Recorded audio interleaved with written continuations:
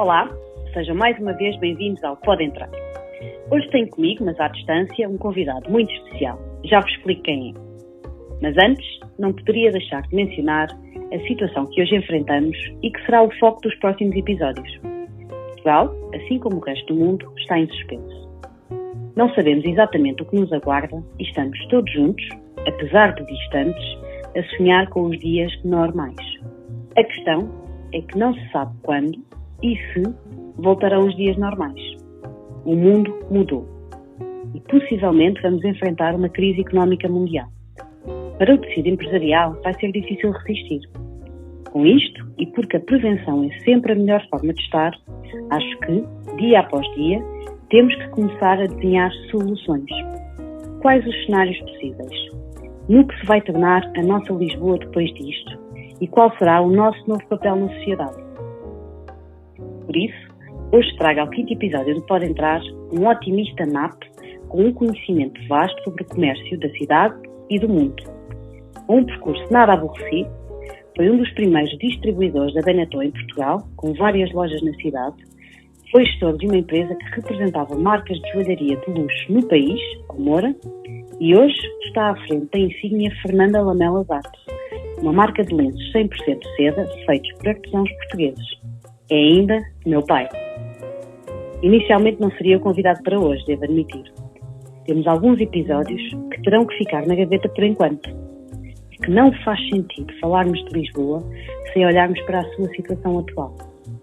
Sempre soube que, pela bagagem e conhecimento sobre a cidade, o meu pai seria um convidado deste programa, mas não tão cedo. No entanto, nesta altura, em que todos precisamos de esperança e otimismo, e até porque hoje é dia do pai, achei que fazia todo o sentido trazer-vos a visão de um homem que teima sempre em ver o copo meio cheio. Olá pai, bem-vindo. Olá, O que faltou dizer sobre ti? Bom dia. O que faltou dizer sobre mim? Não faltou muita coisa, mas eu gostava de dizer que comecei a trabalhar muito cedo com o meu pai. E ao mesmo tempo que ia fazendo a minha formação em gestão, estava a trabalhar no escritório do meu pai. Já nessa altura ele era representante para Portugal de uma marca de luxo, que eram os relógios Omega. E depois, já mencionaste, também tive a oportunidade de, trabalhando muito cedo, assistir durante dezenas de anos à evolução do comércio, nomeadamente até o comércio topo de gama, o comércio de luxo, quer o que se passou em Portugal, quer o que se passou em vários países do mundo.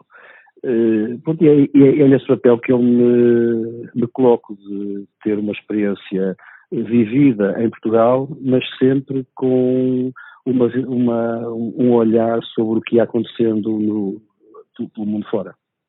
Ok, e neste momento estás à frente da marca Fernanda Lamelas, podes-me falar um bocadinho mais sobre a marca, dar a conhecer o que é esta marca? Esta marca é uma marca recente e é uma marca que surge exatamente pela leitura que fui fazendo da evolução do comércio de luxo a nível internacional. Ou seja, fui-me apercebendo nos últimos anos que cada vez mais o luxo ia falando do feito à mão, gravado à mão, acabado à mão, pintado à mão, digamos, a importância que o trabalho artesanal tinha no comércio de luxo. E perceber que Portugal é um produtor de luxo. E é um produtor de luxo precisamente porque estamos a fazer muitos dos produtos que depois são vendidos por marcas de luxo internacional. E refletindo de porque é que nós não temos marcas de luxo se somos produtores de luxo, me levou a perceber que temos alguma carência em termos de criatividade, temos alguma carência em termos de marketing, mas temos o tema que para mim é mais importante, que é a capacidade de produzir. E daí a conclusão foi, então vou tentar fazer uma marca portuguesa e que se posicione no mercado topo de gama, olhando para um público internacional. Essa marca tem um nome, Fernanda Lamelas. Fernanda Lamelas é a criadora dos produtos.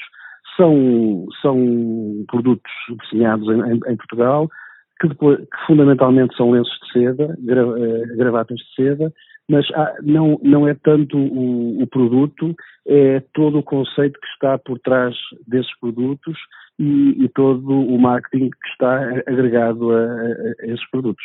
A força é a marca Fernanda Lamelas Artes. E neste momento, enquanto gestor de uma marca, quais é que são os teus principais receios e desafios? Os receios, eu acho que neste momento nós temos que ter um único receio, é o receio da saúde. Eu tenho acompanhado, como penso que a maior parte das pessoas tem acompanhado, a evolução deste tema Covid-19 e a rapidez com que ele se está a propagar fora do país inicial, que foi a China. E eu acho que neste momento o principal receio que todos temos que ter é quando é que vamos travar esta expansão muito acelerada desta propagação da doença.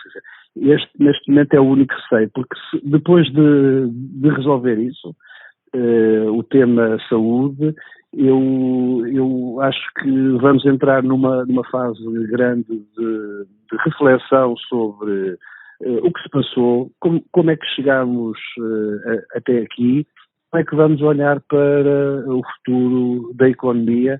Acho que este vírus, Covid-19, no fundo mostrou claramente como o mundo estava globalizado, como o mundo hoje em dia não tem fronteiras e como os grandes problemas têm que ser atacados numa perspectiva mundial.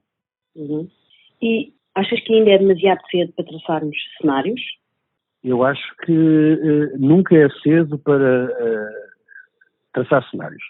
Até porque se estamos a atravessar um período de grande turbulência, de grande incerteza, se não traçarmos cenários, é muito mais fácil cairmos numa situação de pânico e de caos.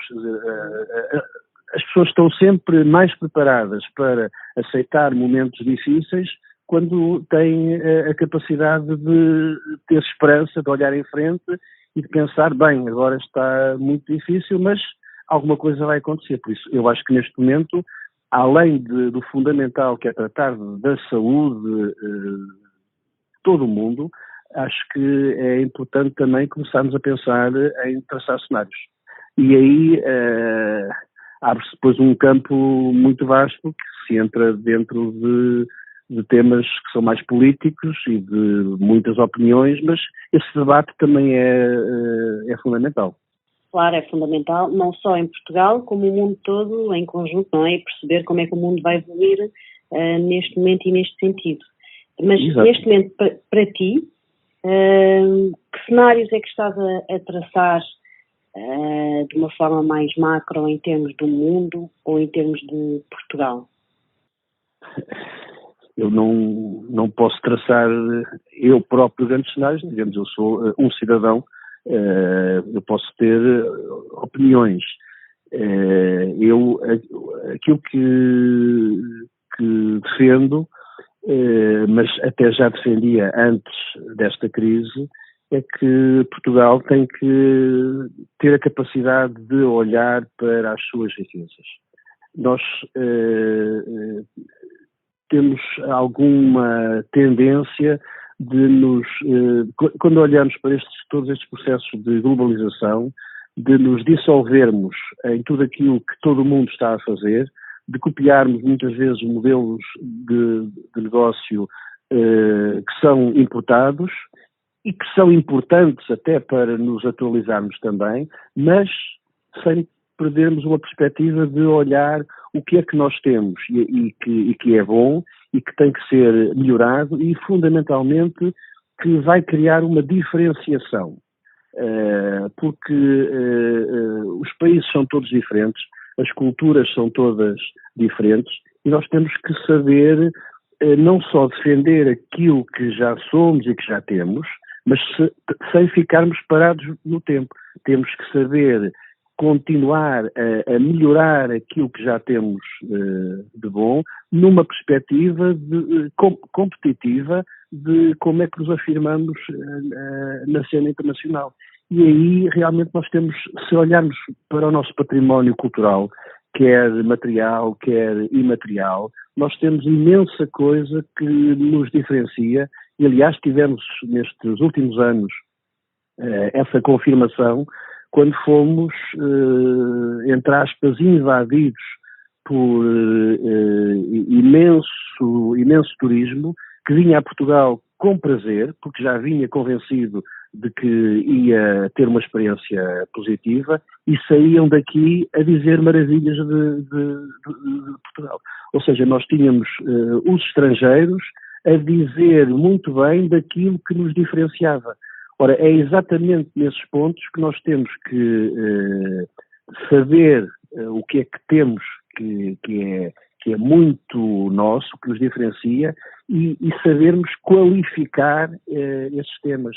Se olharmos, por exemplo, para a nossa gastronomia, temos que perceber a nossa gastronomia, por exemplo, e como é que os novos consumidores hoje em dia gostam de se alimentar, quer em termos calóricos, quer em termos visuais, e pai, saber adaptar. Neste momento, até há 1-2 semanas, quando toda a gente parou e está em casa, como é que tu sentes que Portugal e a cidade de Lisboa se propõem nesse cenário? Temos feito um bom trabalho a promover o que é nosso? Ainda não? Há caminho para fazer? Como é que tem sido essa evolução? Eu acho que é as duas coisas. Por um lado, estávamos a fazer um bom trabalho, porque como tivemos uma cidade, eu vou falar de Lisboa, mas as outras cidades portuguesas era a mesma coisa. E já agora recuo só um bocadinho, só para te dizer que estes anos todos em que estive a trabalhar, e quase todos com o escritório na Baixa de Lisboa, eu pude assistir ao que era uma Lisboa a fervilhar de público, nomeadamente público nacional, público lisboeta. Depois fui assistindo ao que foi uma Lisboa que foi envelhecendo e que se foi esvaziando, nomeadamente no centro de Lisboa, e tive anos em que Lisboa, no seu centro, estava quase morta. Depois tive mais recentemente, então entro nisto que tu me estavas a perguntar, uma Lisboa que se foi enchendo, nomeadamente falo da Baixa de Lisboa, fundamentalmente de turistas, mas ainda com poucos lisboetas, e agora, nestes últimos dias, muito recentemente, estou outra vez a assistir a uma Lisboa que se esvaziou. Mas entre a Lisboa que se esvaziou agora, nestes dias que estamos a viver, e a Lisboa que estava muito vazia, se calhar há 10, 15 anos atrás, há uma grande diferença. É que agora temos uma Lisboa moderna e reconstruída, e há 10, 15 anos atrás tínhamos uma Lisboa não só envelhecida, mas abandonada e, em alguns casos, até muito destruída. Ou seja, nós, por um lado, soubemos fazer uma reconstrução de Lisboa. E esse é o ponto positivo. Não soubemos fazer tão bem uma renovação de Lisboa que atraísse os públicos de Lisboa. Tu vê que os lisboetas e os nacionais que nos visitam, se calhar eles vão estar ali concentrados na zona Chiado, haverá outras zonas de Lisboa onde vão fundamentalmente à noite, mas tu passeavas-te agora recentemente por Lisboa e fundamentalmente o que nós íamos vendo era turistas. Ou seja, ainda faltou fazer, ainda está por fazer, o trabalho de voltar a dar Lisboa aos lisboetas. E isso queria dizer o quê? Termos restaurantes para servir o público nacional, termos lojas viradas para o público nacional e não tanto aquilo que encontramos hoje nomeadamente na Baixa de Lisboa, que fundamentalmente são todos aqueles comércios que a nós portugueses nos dizem muito pouco. É muito mais do mesmo. E é esse trabalho que está por fazer, porque se não fizermos esse trabalho, depois não é mais difícil virmos a ter um turismo sustentável, um turismo que realmente vem só não ver o bonito que é o edificado de Lisboa e esse património construído, mas também virem perceber o que é o melhor que nós temos em termos de população nacional. Pois,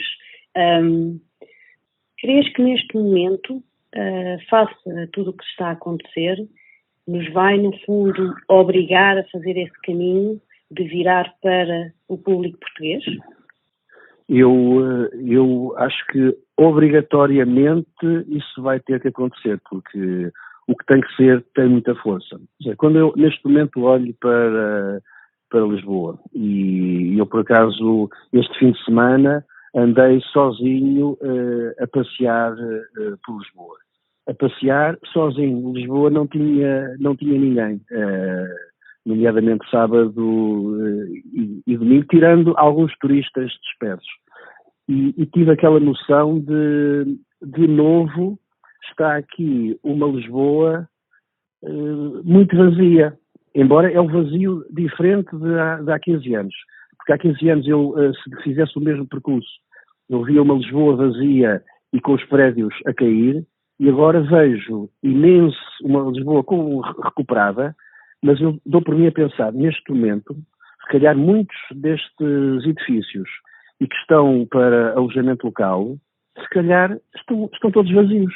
Estão todos vazios e vão ficar vazios durante bastante tempo, porque quem estava a ocupar estes prédios bonitos, e até tirei várias fotografias de prédios muito bonitos que eu se calhar há bastante tempo não passeava assim por Lisboa, mas imaginar que estão vazios. Ora, se estão vazios e se criou um vazio, esse vazio vai ter que ser ocupado.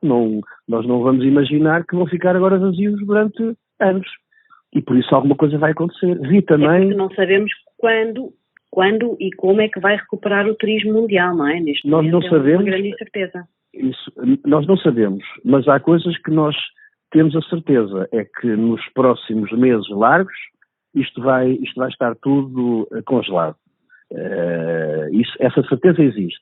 Mas depois também há outra coisa que nós neste momento também ganhamos uma certeza, é que com a economia a paralisar, o poder de compra também vai baixar. E por isso também vai haver menos poder de compra para se passear. Mas, pior ainda, eu diria que esta força que o turismo mundial tinha, das pessoas cada vez mais descobrirem que o que queriam era viajar, neste momento o susto é tão grande que eu acho que vai levar bastante tempo até que as pessoas pensem que eu vou viajar. Não é só por uma questão de saúde, isso acontece outra vez qualquer coisa e a seguir eu não tenho voos para regressar para casa e eu estou longe de casa e afinal quando há um problema muito grande, muitos países tomam atitudes um pouco egoístas, defendem os seus e esquecem-se dos outros e as pessoas ficam de certa forma penduradas. Eu acho que o mundo todo, o conjunto da população mundial vai refletir longamente durante bastante tempo e pensar se realmente quer mesmo andar a viajar tanto e a conhecer tanta coisa longínqua, ou melhor é ficar perto de casa. E isso vai ter um impacto muito grande no turismo. Por isso eu não antevejo uma recuperação rápida, nomeadamente quando imaginarmos uma recuperação rápida para aquilo que tínhamos. Haverá uma recuperação, mas não será na mesma quantidade e talvez não seja na mesma qualidade, porque, nomeadamente, quando as pessoas se assustam, a tendência também é que os menos informados assustam-se mais. Os mais informados assustam-se menos, ou seja, nós vamos também ter que, a nível de turismo, perceber que temos que captar públicos mais informados.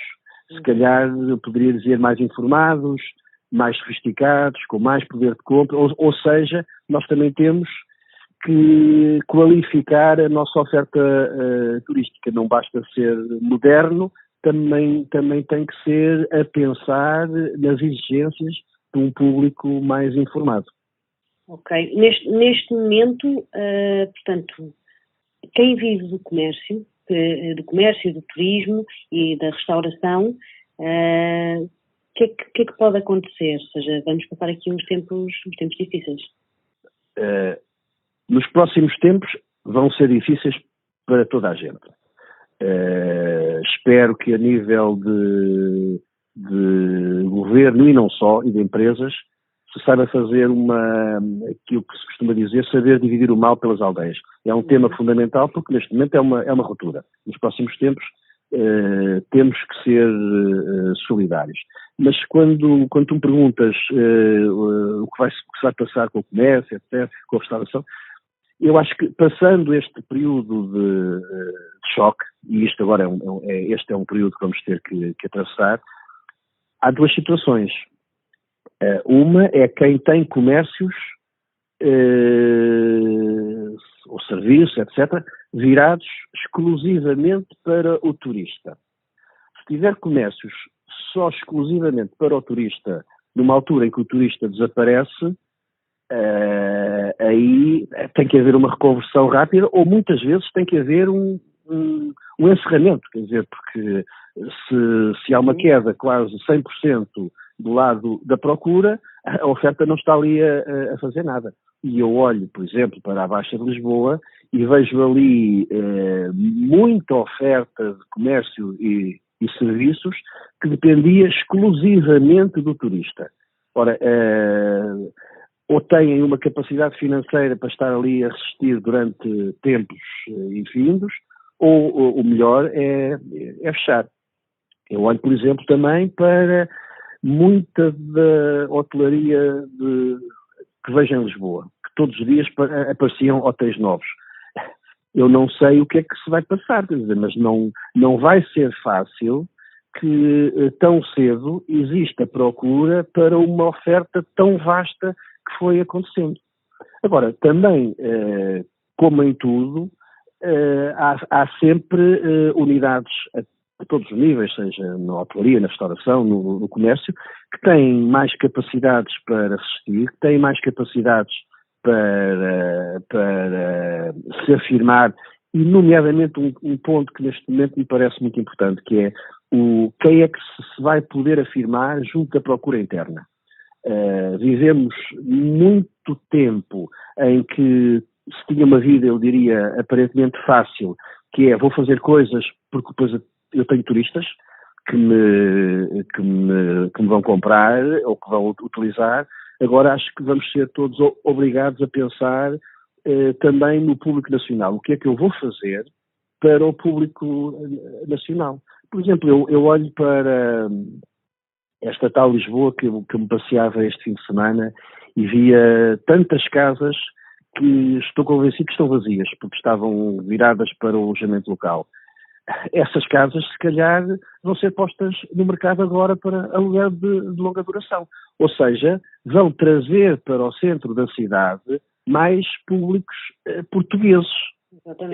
Ou públicos jovens estudantes que estavam aqui, que se calhar teriam dificuldade em estar com os preços de um AEL, mas que será mais fácil para um aluguer de longa duração. E por isso, se calhar, Lisboa esvazia-se de um tipo de público, mas dá acesso a outro tipo de público. E por isso, esse público que agora chega, público mais nacional, jovens casais, que se calhar vão poder agora encontrar casa em Lisboa, não lhes interessa para nada aqueles restaurantes só virados para turista e aquelas lojas todas viradas para turista. Se calhar isso não lhe tem interesse nenhum, mas cria oportunidades para uma nova oferta. E é isso que eu acho que temos que estar atentos. Isso é muito interessante, isto se vai afirmar junto da procura interna. No fundo, duas procuras internas. A procura interna nacional e a procura interna europeia, porque eu acho que, passando este período de pancada, nós, e pensar, por exemplo, em Portugal, se calhar nós continuaremos tranquilos sem fazer uma viagem dentro da Europa. Ficaremos menos tranquilos e fazer uma viagem fora da Europa. Da mesma forma, os europeus. Se calhar os europeus vão continuar a querer vir para Portugal. Agora, aqueles comércios, se calhar, e não só, mais a pensar nos asiáticos, e havia neste momento um boom cada vez maior de asiáticos a virem para Portugal, nomeadamente chineses, eu acho que isso vai acalmar durante uns tempos. Pois. E falando deste tema de procura interna e de manter a economia a funcionar, no teu caso, no trabalho da tua marca hoje em dia, que trabalho começaste a fazer, assegurando a saúde e o estar em isolamento social, que trabalho começaste a fazer para ser uma parte ativa de manter ou de traçar cenários ou de perceber o que é que podem ser os próximos tempos? Eu acho que, no caso da nossa marca, há um aspecto, e tem refletido muito, claro que é obrigatório refletir muito, até porque a nossa marca está à venda fundamentalmente em pontos de venda. Aliás, neste momento está tudo fechado, mas digamos, os nossos pontos de venda até foram dos primeiros a fechar. E eram quem? Eram hotéis de 5 estrelas, eram os nossos principais museus, que já a semana passada encerrou quase tudo, ou ficaram sem clientes. Agora, a nossa marca está muito ancorada em valores que parecem que são constantes, que seja, quando nós estamos a olhar para o nosso património, e é o nosso património que serve de inspiração aos desenhos que depois se passam a lenço e passam a gravatas. Está ancorada em termos de pensar num público internacional, mas um público internacional, digamos, topo de gama. Eu estou convencido de, quando passar este primeiro choque, daqui a uns tempos, os museus vão continuar a ter visitantes, os principais hotéis nacionais vão continuar a ter hóspedes, menos, mas vão continuar a ter, porque também em tudo vai haver uma separação do trigo do joio, digamos, os bons restaurantes, os bons hotéis, as boas lojas, e quando digo boas, são aquelas boas que não é só boas porque são, digamos, de preços altos, são boas porque já eram boas para aquilo que é a alma portuguesa. No fundo, todos nós gostamos, nós portugueses, admiramos os nossos principais museus, admiramos aqueles bons hotéis que nós todos sabemos os nomes, admiramos as boas empresas que este país tem, admiramos os bons produtos que este país sabe fazer e por isso a nossa marca, como está muito ancorada nestes temas fortes e que são valores que eu acho que não desaparecem, julgo que vamos ter de passar um período difícil, mas depois a vida vai voltar a continuar, porque, digamos, nunca fomos na ilusão de ir fazer produtos baratos na China, de ir a correr vender à porta dos cruzeiros e do aeroporto. Não, sempre quisemos trabalhar naquilo que nos parecia que eram valores sólidos. Pois, faz sentido. Sim, e juntando àquilo que já tinhas dito, tanto quer se queira, quer não, vai haver sempre aqui um momento de paragem para toda a gente, e seja uma empresa grande, seja uma empresa pequena, seja um restaurante bom português, virado para o público português, toda a gente vai sofrer e, como tu falavas, de se conseguir haver aqui alguma solidariedade e partilha dos problemas, não é? Das dificuldades financeiras que vamos passar, porque na verdade vamos todos gastar menos dinheiro e vamos todos ganhar menos dinheiro, não é? Vai cair a todos os portugueses, não há...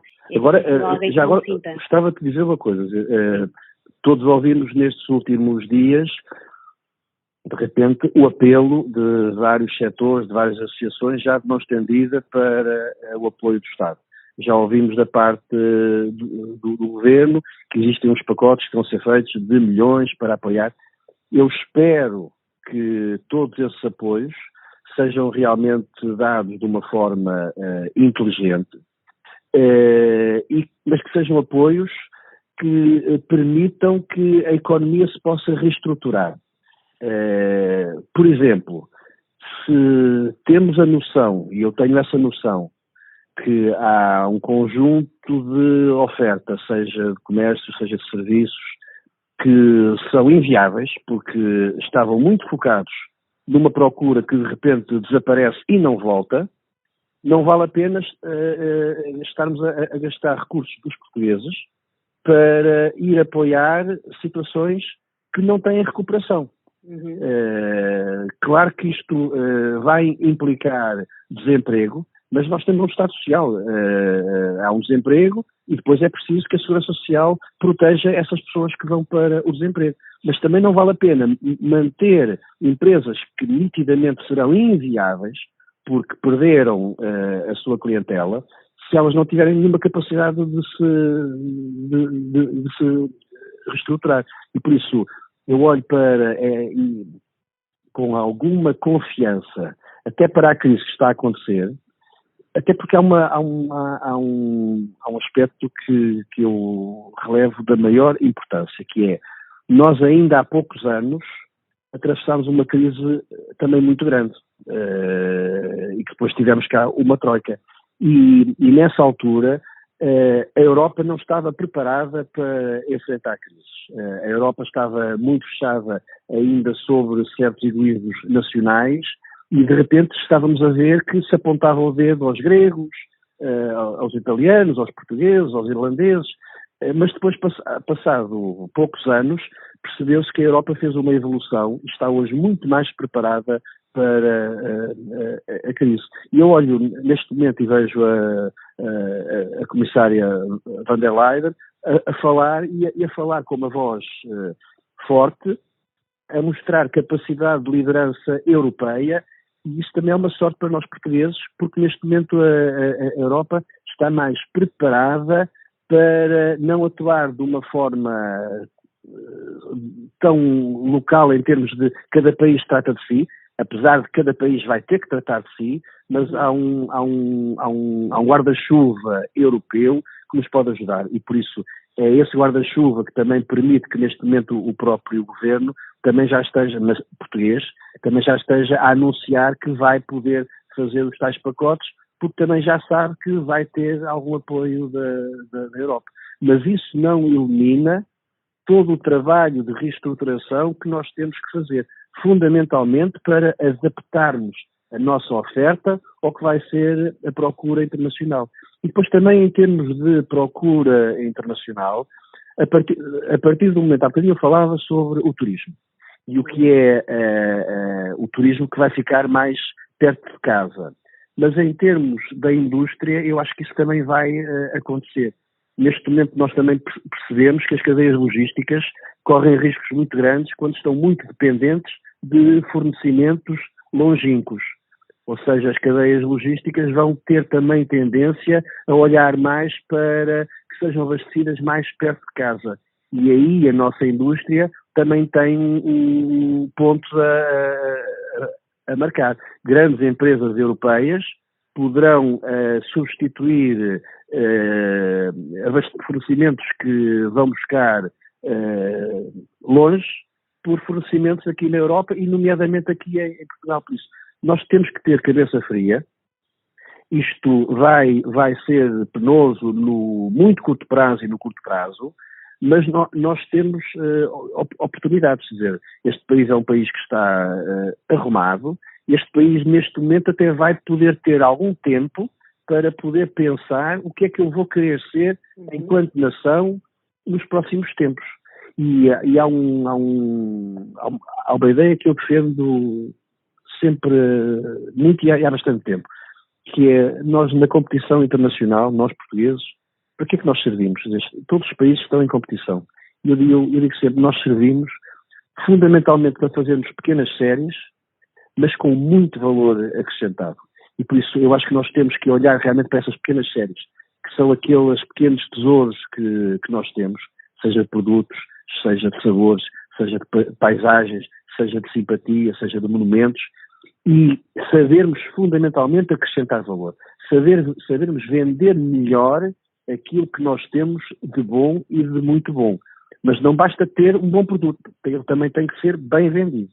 Uhum. Era isso que eu gostava de perguntar. Portanto, olhando para a frente, que exemplos podes dar neste momento de empresas portuguesas, de marcas que já estejam a fazer esse trabalho, que outras podem seguir, ou que sugestões é que tu tens, e nomeadamente para restauração ou outros negócios que deixem de ser viáveis, que possam fazer, ou seja, dentro do tema de olhar para o público português e de acrescentar valor?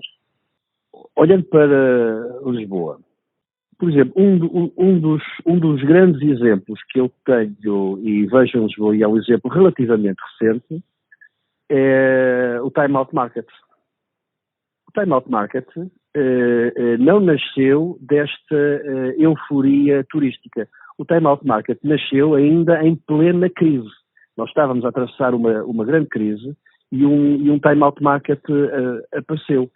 Eu estou sempre convencido que um Time Out Market, por exemplo, nasceu inspirado numa grande iniciativa que o Duarte Calvão tinha lançado, que era o Peixe em Lisboa, que nos anos iniciais era um sucesso enorme, que era exatamente o qualificar da nossa oferta de peixe. Juntar grandes chefes a produtos nacionais, como é o caso do nosso peixe, e não só vender o peixe grelhado, mas vender o peixe com uma confecção. E eu acho que isso também inspirou o Time Out Marketing. O Time Out Marketing nasceu exatamente também com essa ideia. Como é que nós vamos poder ter grandes chefes a apresentar de uma forma ligeira, simples, os seus pratos? E de repente, logo no momento inicial, foi um enorme sucesso junto do público nacional.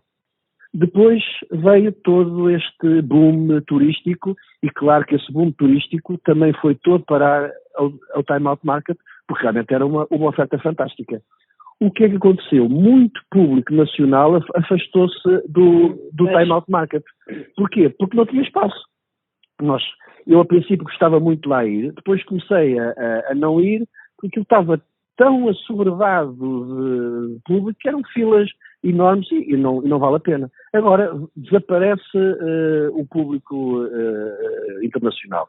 Eu por acaso passei pelo Time Out Market na sexta-feira passada e fui lá até só para ver. E já estava um Time Out Market que me satisfazia enquanto português, porque já havia espaço nas mesas e aquilo estava tudo a funcionar e bem, mas sem aquelas enchentes. Isto para te dizer, o Time Out Market para mim é um exemplo de uma coisa muito bem feita. E porquê? Precisamente porque ela, quando foi feita a pensar no público português. Também a pensar que iria servir turistas, até porque era própria à Time Out, mas fundamentalmente aquilo agradava ao público nacional. Ora, pedes-me um exemplo, eu dou-te este exemplo. O Time Out Market, qual eu tenho a certeza que agora também eles fecharam também, mas daqui a não se sabe quanto tempo vai voltar a funcionar e não vai ter crise, vai voltar a funcionar e vai estar a funcionar bem. Se calhar com menos enchentes, se calhar com um público um bocadinho diferente, mas é tal coisa, sai um público e entra outro. Uhum. Sinto bastante o mesmo também no início, frequentava várias vezes, sem me aperceber porque deixei de ir, mas sinto isso, muito cheio, muito público internacional, muitas filas, e de facto afastei-me porque aquilo já não era um espaço para mim, mas faz sentido a tua proposta e a tua ideia que aquilo é um sítio que facilmente recupera e volta ao sítio. E, portanto, nesta fase estamos em casa, quem pode, há muita gente que tem ainda que estar a fazer o seu trabalho do dia-a-dia, que tem que manter as cadeias de abastecimento a funcionar, a farmacêutica, os médicos que estão a trabalhar em tudo isto. Da parte de quem está parado, entre aspas, em casa, o que é que cada um de nós individualmente pode fazer por si, pelas suas empresas e pela sociedade, para que tudo seja mais fácil quando nós voltarmos à normalidade, entre aspas?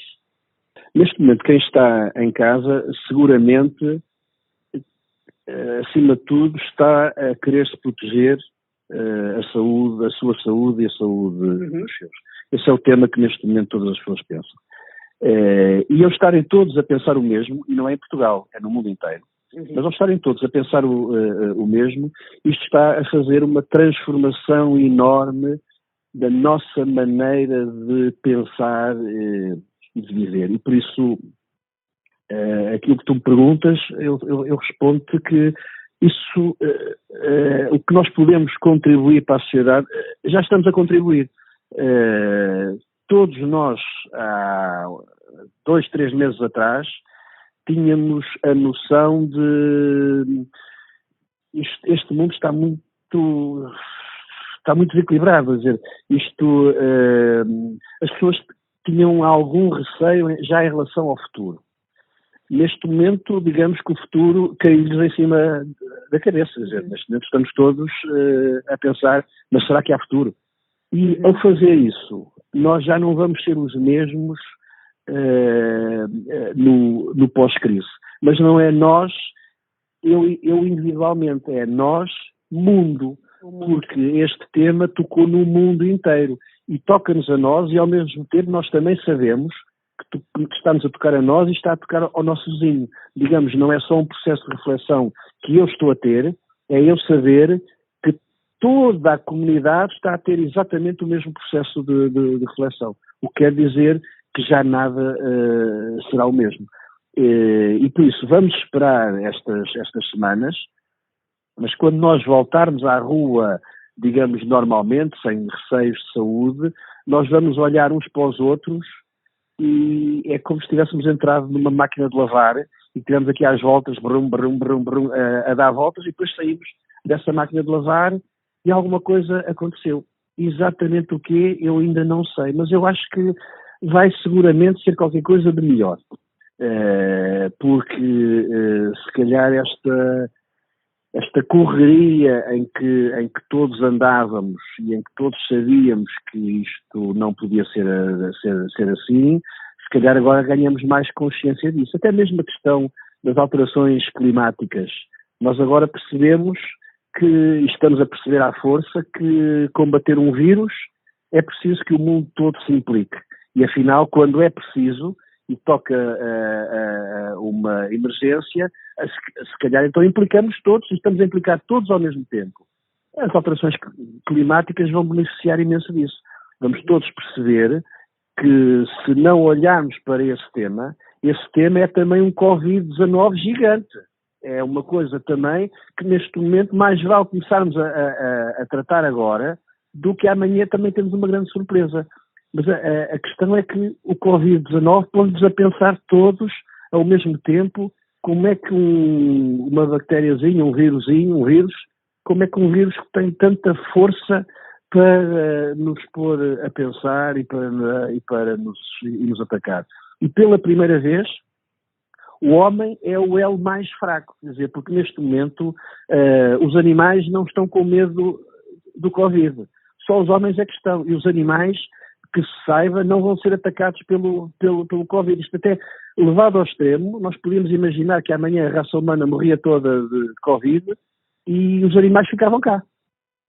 Tudo isto são coisas que nos têm e que estão a levar as pessoas a pensar e a transformar a sua forma de pensar. Por isso, o que nós podemos trazer à comunidade é fundamentalmente esta paragem, este enorme esforço de reflexão, porque já não vamos ser os mesmos daqui a uns meses.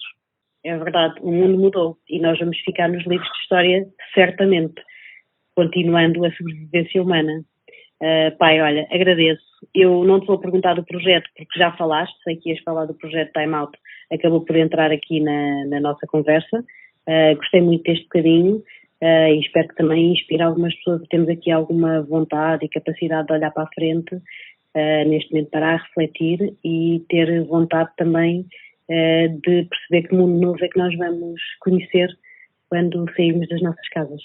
Alguma coisa final que gostavas de acrescentar?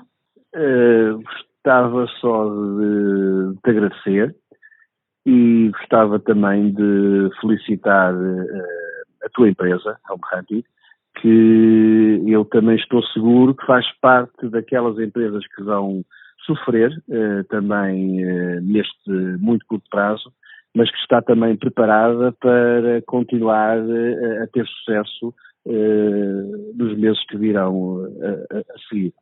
Por isso, felicito-te a ti e à tua equipa por tudo aquilo que vocês têm estado a fazer e agradeço imenso que tenhas lembrado do teu pai neste Dia do Pai. Ótimo, boa. Então, olha, um excelente resto de dia. Vemos por aí, online, para já, pelo menos. Ok, Bem? vá. Beijinho. Beijinho grande. Adeus e parabéns à equipa. Adeus.